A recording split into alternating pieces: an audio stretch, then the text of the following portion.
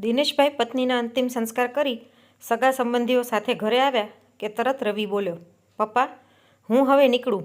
મારે રાત્રે અમેરિકાની ફ્લાઇટ છે. આમે જે પણ થવાનું હતું તે થઈ ચૂક્યું છે. એની પાછળ સમય વગાડવો વ્યર્થ છે. દુઃખના સમયે દીકરાના મોઢે આવા શબ્દો સાંભળીને દિનેશભાઈને ઘણો આઘાત લાગ્યો, પરંતુ એ રવિને રોકી પણ નહોતા શકતા. બધા સગા સંબંધીઓ પણ રવિની આ વાતથી હેરાન હતા કે પોતાની સગીમાં અવસાન પામી છે અને દીકરો આવું કેવી રીતે બોલી શકે. દિનેશભાઈના પત્ની કમળાબેન 55 વર્ષની વયે ગઈકાલે જ અવસાન પામ્યા. એમને એક વખત હાર્ટ એટેક આવેલો હતો અને એન્જિયોપ્લાસ્ટી કરાવેલી હતી, પણ એક દિવસ અચાનક સવારે પૂજા કરતાં કરતાં ઢળી પડ્યા અને હોસ્પિટલ લઈ ગયા તો ડૉક્ટરે કહ્યું કે હાર્ટ એટેકના કારણે એમનું મૃત્યુ થયું છે. કમળાબેનના અચાનક મૃત્યુથી દિનેશભાઈ ખૂબ જ ભાંગી પડ્યા હતા. દિનેશભાઈને 2 દીકરા હતા. રવિ મોટો દીકરો હતો અને રોહિત એનો નાનો ભાઈ હતો. માના અંતિમ સંસ્કારમાં જેમ તેમ કરીને રવિ તો ઇન્ડિયા આવી ગયો, પરંતુ રોહિતને એના મમ્મીના અંતિમ સંસ્કાર માટે પણ સમય નહોતો. જરૂરી મિટિંગનું બહાનું કાઢી રોહિત ના આવ્યો. દિનેશભાઈ એક શિક્ષક હતા. તેમણે બંને દીકરાઓને ખૂબ જ મહેનતથી ભણાવ્યા અને આગળ વધુ અભ્યાસ માટે અને સારા ભવિષ્ય માટે રવિને અમેરિકા મોકલ્યો. રવિ આગળ વધુ અભ્યાસ માટે અમેરિકા ગયો અને ત્યાં જ નોકરી પર લાગી ગયો. લગ્ન નક્કી થતાં રવિ રજાઓ લઈને ઇન્ડિયા આવ્યો અને કમળાબેન તથા દિનેશભાઈએ ધામધૂમથી તેના લગ્ન કરાવ્યા. લગ્ન થતાં જ એ એની પત્ની સાથે અમેરિકા જવા રવાના થઈ ગયો. મોટા ભાઈના વાદે રોહિત પણ અમેરિકા જવા માગતો હતો. રવિની જેમ એના પણ લગ્ન થયા કે થોડા દિવસોમાં એની પત્ની સાથે અમેરિકા ચાલ્યો ગયો. આ બાજુ દિનેશભાઈ અને કમળાબેન આખા ઘરમાં એકલા પડી ગયા હતા. એમના દીકરાઓને એ બળજબરીથી એમની સાથે ઇન્ડિયામાં રહેવા કહી પણ નહોતા શકતા. સંતાનોની ખુશીમાં એમની ખુશી હતી. એમના સાથે એક નોકર રહેતો હતો જેનું નામ રાઘવ હતું, પરંતુ બધા એને પ્રેમથી રઘુ કહીને બોલાવતા. રઘુ એકદમ સીધો અને સાફ નિયતનો વ્યક્તિ હતો. કોઈ પણ કામ આપવામાં આવે તો એ એકદમ સરસ રીતે પૂરું પાડતો. પોતાના માલિક સાથે એ એકદમ વફાદાર હતો. કમળાબેનના અંતિમ સંસ્કાર થયા બાદ રવિ તો તરત અમેરિકા માટે નીકળી ગયો અને બીજા દિવસે રોકાયેલા બધા સગા સંબંધીઓ પણ એમના ઘરે રવાના થયા. આખું ઘર એકદમ ખાલી થઈ ગયું. કમળાબેનના અવસાન પછી દિનેશભાઈ સાવ એકલા પડી ગયા હતા. અમુકવાર બંને દીકરાને ફોન કરતા તો સામે એવો જવાબ મળતો કે પપ્પા, હમણાં ટાઈમ નથી, પછી વાત કરું. સંતાનોને હવે પિતા સાથે વાત કરવાનો પણ સમય નહોતો. ક્યારેક એકલા કંટાળીને ફોન કરતા અને કહેતા કે તમે બંને ઇન્ડિયા પાછા આવી જાઓ, આપણે સાથે રહીએ. હું સાવ એકલો પડી ગયો છું, આખું ઘર ખાલી ખાલી લાગે છે. પરંતુ બંને દીકરાઓ તો વિદેશના મોજશોખ અને ત્યાંના જીવનમાં રંગાઈ ગયા હતા. એ ક્યાં બધું છોડીને અહીં પિતા પાસે રહેવા આવવાના હતા. દિનેશભાઈ જેટલી વાર ફોન કરતા એટલી વાર એમને એ જ જવાબ મળતો કે હવે અમે ઇન્ડિયામાં ના રહી શકીએ, ત્યાં અમને ન ફાવે. સમય જતાં દિનેશભાઈ બધું સમજી ગયા અને એમણે દીકરાઓને ફોન કરવાનું ટાળી દીધું. દીકરાઓ તરફથી તો ક્યારેય ફોન આવતો જ નહોતો. દિનેશભાઈ પોતાના મનની વાતો અને દુઃખ એક ડાયરીમાં લખતા કે કમળા, તું તો મને મૂકીને ચાલી ગઈ. આ આખું ઘર ખાવા દોડતું હોય એવું લાગે છે. દીકરા વિદેશમાં પોતાના જીવનમાં વ્યસ્ત થઈ ચૂક્યા છે. એમના પાસે પિતા સાથે વાત કરવાનો પણ સમય નથી. આમ લખતાં લખતાં ઘણીવાર એમની આંખો ભીંજાઈ જતી.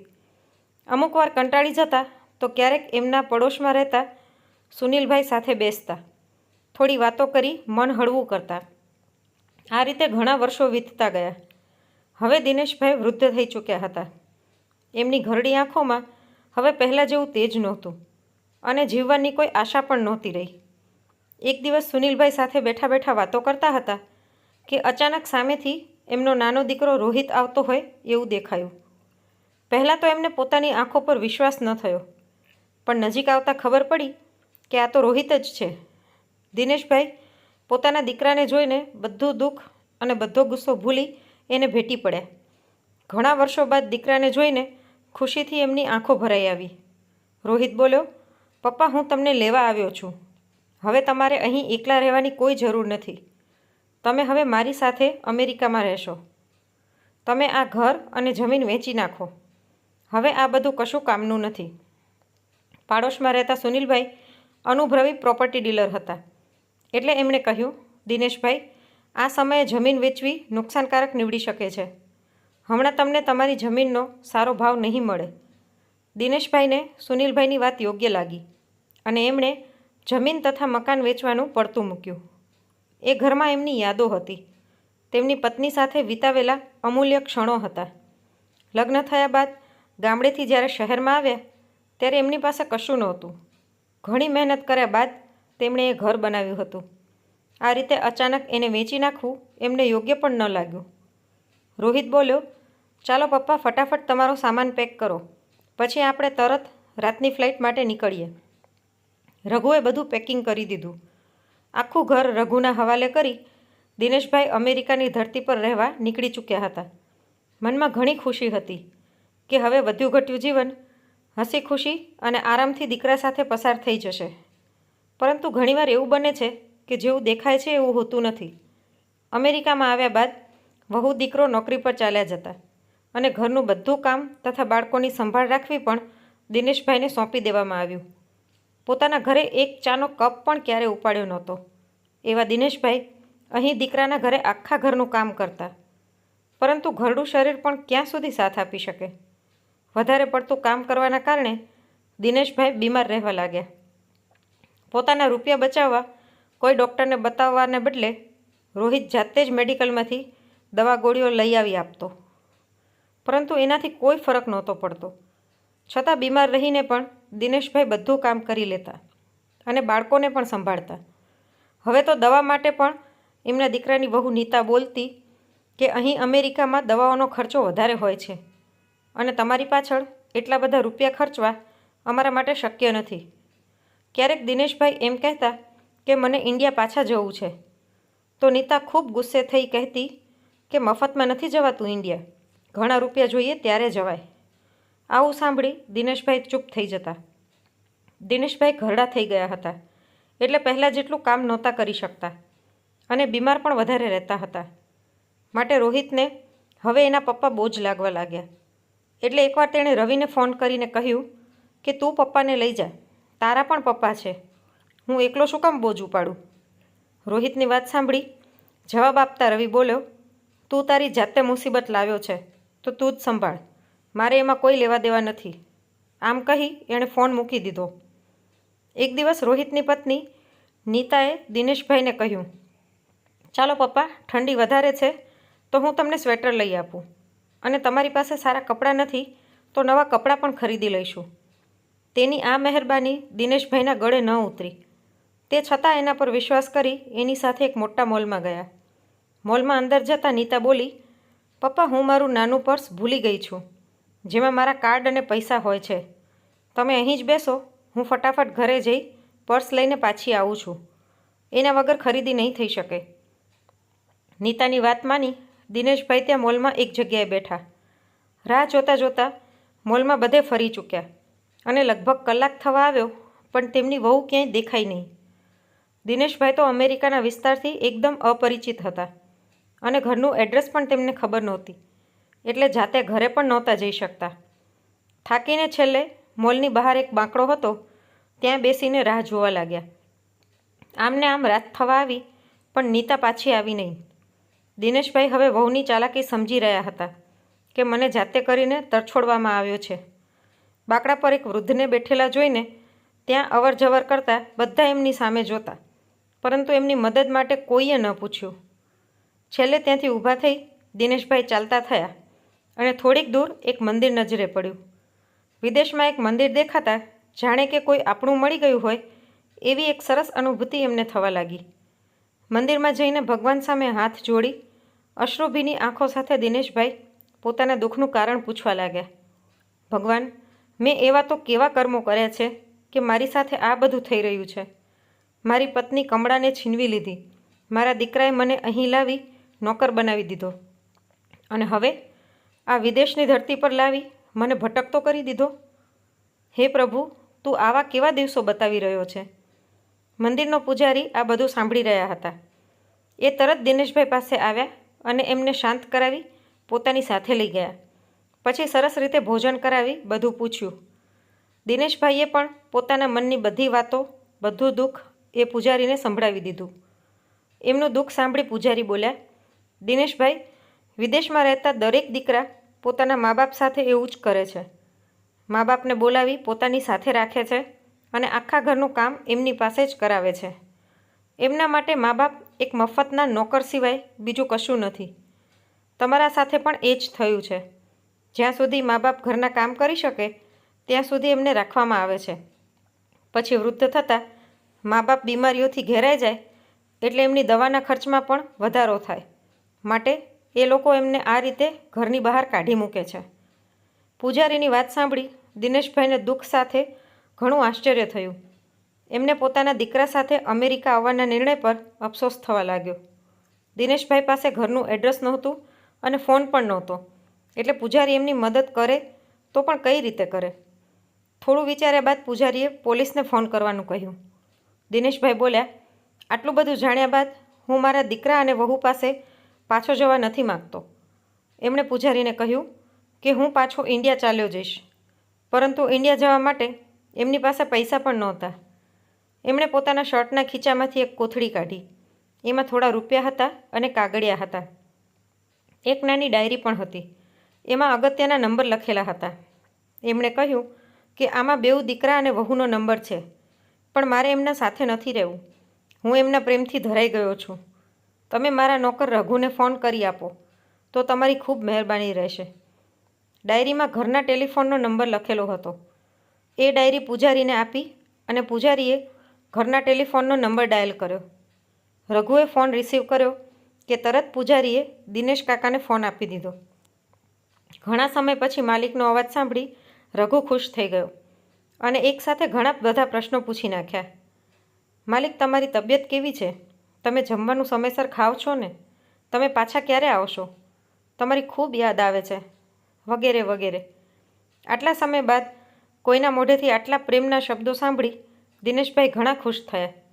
પછી એમણે રઘુને કીધું કે સુનિલભાઈને કહીને મારા માટે ઇન્ડિયા આવવાની ટિકિટ બુક કરાવી દેજે. મારે ઘરે પાછું આવવું છે. માલિક પાસેથી આવું સાંભળી રઘુ બોલ્યો, હા માલિક, એ તો ખુશીની વાત છે કે તમે પાછા આવો છો. હું બધી વ્યવસ્થા કરી દઈશ. રઘુને ગામમાં એક જમીનનો ટુકડો હતો. તેણે એ જમીન ગીરવે મૂકી રૂપિયા લીધા. પછી સુનિલભાઈ પાસે જઈને બધી વાત કરી. એમને રૂપિયા હાથમાં આપ્યા અને કહ્યું કે તમે માલિક માટે ટિકિટ બુક કરાવી દો. રૂપિયા જોઈને સુનિલભાઈએ પૂછ્યું કે આટલા રૂપિયા તું ક્યાંથી લાવ્યો? રઘુએ કહ્યું કે એ તો મેં મારા ગામની જમીનનો ટુકડો ગીરવે મૂકીને રૂપિયા લીધા છે. હું મારા માલિક માટે એટલું તો કરી શકું ને. મારા મમ્મી બીમાર હતા ત્યારે એમણે મારી ખૂબ મદદ કરી હતી. મારા ઉપર માલિકના ઘણા ઉપકાર છે. હવે મારો વારો છે એને ચૂકતે કરવાનો. રઘુની વાત સાંભળી સુનિલભાઈ બોલ્યા, વાહ રઘુ, તારા જેવો ઈમાનદાર અને દરિયાદિલ નોકર મને પણ મળ્યો હોત તો ઘણું સારું હતું. ત્યારબાદ સુનિલભાઈએ દિનેશભાઈ માટે ઓનલાઈન ટિકિટ બુક કરાવી દીધી. પૂજારીએ અમેરિકાના એરપોર્ટથી એમને સારી રીતે ફ્લાઇટમાં બેસાડી દીધા. જતાં જતાં એમણે પૂજારીનો ખૂબ આભાર માન્યો. રઘુ તો માલિકના આવવાની ખુશીમાં વહેલા જ એરપોર્ટ પહોંચી ગયો હતો. માલિકને લઈને ઘરે આવ્યો અને એમની હાલત જોઈ એ ઉદાસ થઈ ગયો. દિનેશભાઈ સાવ કમજોર અને બીમાર લાગી રહ્યા હતા. દિનેશભાઈએ કહ્યું કે મારા બેંકમાંથી રૂપિયા ઉપાડી સુનિલભાઈને આપી દેવાના છે. એવામાં સુનિલભાઈ એમને મળવા આવ્યા અને બધી હકીકત જણાવી. આ બધું જાણીને દિનેશભાઈને ઘણું આશ્ચર્ય થયું. એ વિચારી રહ્યા હતા કે મારા સગા દીકરા માટે હું બોજ સમાન હતો અને અહીં આ રઘુ અજાણ્યો હોવા છતાં મારા માટે પોતાની જમીન ગીરવે મૂકી દીધી. દિનેશભાઈની આંખોમાં આંસુ આવી ગયા અને એ તરત રઘુને ભેટી પડ્યા. બીજા દિવસથી રઘુએ એમની ખૂબ સેવા કરી અને એમની તબિયત સુધરવા લાગી. પરંતુ વધતી ઉંમરને કોણ રોકી શકવાનું હતું? એક દિવસ એવો આવ્યો કે દિનેશભાઈ ખાટલે પડી ગયા. એમના બંને દીકરા તો એમને ભૂલી જ ગયા હતા. રઘુ ઘરનું બધું જ કામ કરી લેતો. દિનેશભાઈ ખાટલામાં જ બધું કરતા, છતાં એ બધી ગંદકી સાફ કરી લેતો. થોડા દિવસો બાદ એમનો અંતિમ દિવસ આવી ગયો અને એમણે એક કાગળ અને વસિયતનામું રઘુના હાથમાં મૂકી એટલું કહ્યું કે મારા અંતિમ સંસ્કાર પહેલાં બધાની વચ્ચે આ કાગળ વાંચજે. આટલું કહી દિનેશભાઈ અવસાન પામ્યા. એમના બંને દીકરાને ખબર પહોંચાડવામાં આવી. મરતા પહેલાં એમણે વસિયતનામું તૈયાર કરાવી દીધું હતું. બંને દીકરા આવ્યા અને રઘુએ પેલો કાગળ સુનિલભાઈને આપ્યો. સુનિલભાઈએ દિનેશભાઈની ઈચ્છા પ્રમાણે અંતિમ સંસ્કાર પહેલાં એ કાગળ વાંચવાનું શરૂ કર્યું. એમાં લખ્યું હતું કે હું મારા વસિયતનામામાં મારું ઘર મારા નોકર રઘુના નામે કરું છું અને મારા બેંક એકાઉન્ટમાં જે 1.5 લાખ રૂપિયા છે એ પણ એના નામે કરું છું. આટલું સાંભળી બંને દીકરાઓની આંખો ફાટી ગઈ, પરંતુ આ સમયે સગા સંબંધીઓ વચ્ચે કંઈ બોલી શકે તેમ નહોતા. આગળ લખ્યું હતું કે મારી પત્ની કમળાના બધા ઘરેણાં મારા બંને દીકરા અને એમની વહુને સરખા ભાગે નામે કરું છું. એવી મારી પત્નીની ઈચ્છા હતી. બાકી મારી કોઈ પણ સંપત્તિ પર મારા બંને દીકરાઓમાંથી કોઈનો હક નથી. હું બધી સંપત્તિ રઘુના નામે કરું છું. મારા અંતિમ સંસ્કાર પણ રઘુના હાથે થવા જોઈએ. ભલે એ મારો સગો દીકરો નથી, પરંતુ એણે મારા બંને દીકરાઓ કરતાં પણ વધારે મારું ધ્યાન રાખ્યું છે. મારો સગો દીકરો ન હોવા છતાં એણે મારી ખૂબ સેવા કરી છે. જે રીતે એક માતા પોતાના દીકરાની સંભાળ રાખે છે, એમ રઘુએ મારી સેવા ચાકરી કરી છે, એ પણ નિસ્વાર્થ ભાવે. આજીવન એણે મારા અને આ ઘર માટે ઘણું કર્યું છે. અસલમાં સંતાનનું સુખ તો મને રઘુ દ્વારા જ મળ્યું છે. મારા સગા દીકરા જેઓના શરીરમાં મારું લોહી છે, તે જન્મથી લઈને મોટા થયા ત્યાં સુધી તેમના દરેક સપના પૂરા કર્યા. સારી રીતે અભ્યાસ કરાવી એમના પગ પર ઊભા થઈ શકે એટલા સક્ષમ બનાવ્યા. અને અત્યારે એ જ મારા પોતાના દીકરા મને સાથે રાખવા તૈયાર નહોતા કે મારી સાથે રહેવા પણ તૈયાર નહોતા. એમના માટે તો હું એક બોજ સમાન હતો. કાગળ વાંચતા વાંચતા સુનિલભાઈ અને રઘુની આંખમાં આંસુ આવી ગયા. અંતિમ સંસ્કાર માટે આવેલા સગા સંબંધીઓમાં પણ અમુક લોકો રડી પડ્યા. કાગળમાં છેલ્લું વાક્ય લખ્યું હતું કે હું પ્રાર્થના કરું છું કે મારા જેવા દિવસો મારી સંતાનોને ન જોવા પડે. વકીલ પણ હાજર હતા. વસિયતનામામાં જોયું તો ઘરેણાં સિવાય બધી સંપત્તિ રઘુના નામે હતી. રવિ અને રોહિત બંનેની આંખમાં આંસુ હતા, પરંતુ એમણે કરેલા પાપના કારણે એ કોઈની સામે જોઈ નહોતા શકતા. મા બાપ પોતાના સંતાનોને એમના સારા ભવિષ્ય માટે એમને વિદેશ ભણવા મોકલે છે, નોકરી કરવા મોકલે છે, અને એ જ સંતાનો એમના ઘડપણમાં એમના દુઃખનું કારણ બને છે. જે સંતાનો ઘડપણમાં મા બાપની આંતળી બાળે છે, દુઃખી કરે છે, તે ગમે એટલા રૂપિયા હોવા છતાં સુખેથી રહી શકતા નથી. કહ્યું છે કે ભૂલો ભલે બીજું બધું, પણ મા બાપને ભૂલશો નહીં. એટલે આ વાર્તા સાંભળનાર દરેકને એટલી વિનંતી કે ઘડપણમાં મા બાપની સેવા જરૂરથી કરજો. તો મિત્રો, આજની આ વાર્તા કેવી લાગી તે કોમેન્ટ બોક્સમાં જરૂરથી જણાવજો. અને જો વાર્તા ગમી હોય તો લાઈક કરીને વધુમાં વધુ શેર પણ કરજો. અને આવી જ અવનવી વાર્તા સાંભળવા માટે ચેનલને સબસ્ક્રાઈબ જરૂરથી કરજો.